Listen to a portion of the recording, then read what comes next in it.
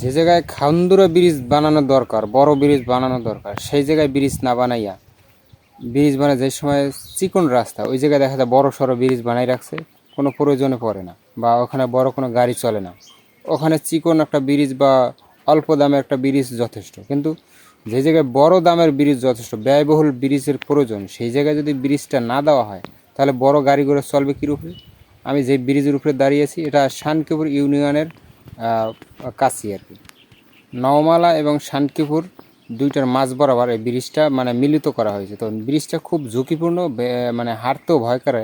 অনেক সময় দেখা যায় বাতাসের কারণে ব্রিজটা ঝুলে বা হাঁটলে ব্রিজটা ঝুলে।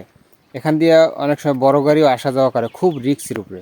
দেখেন যেখানে বড় ব্রিজ বানানো দরকার সেখানে না বানাইয়া এটার ভাঙে যাওয়ার কারণ হচ্ছে বড় বড় ট্রলি চলাচল করে, বড় বড় গাড়ি চলাচল করে, মাল আসা নেওয়া করে, যার কারণে এই ব্রিজটা দ্রুত ভেঙে গেছে। কারণ ব্রিজটা নর্মাল ছোট একটা ব্রিজ এবং কম দামের একটা ব্রিজ এটা তৈরি করা হয়েছে।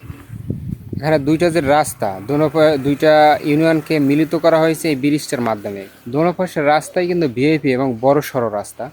এখানে বড় গাড়ি চলাচল করে, কিন্তু বড় গাড়ি চলাচল করলে রাস্তাটাও বড় দরকার। রাস্তাটা ঠিক আছে কিন্তু ব্রিজটা তো বড় দরকার, কিন্তু বড় করতে পারে নাই। মানে পুরনো ব্রিজ ধারা এখনও চলতেছে। এখানে জরুরি একটা ব্রিজ দরকার, কারণ এখানে বড় গাড়ি চলাচল করার অবস্থা এখন নেই। এখন ছোট গাড়ি কোনোভাবে চলে, এমনকি রিক্সা চলে খুব রিক্সের উপরে, কারণ ব্রিজটা ঝুলে যে কোনো মুহূর্তে দুর্ঘটনার শিকার হইতেই পারে, যে কোনো গাড়ি নিয়ে পড়ে যেতে পারে, নিচে ডাইবে যাওয়ার সম্ভাবনা বেশি সবচাইতে।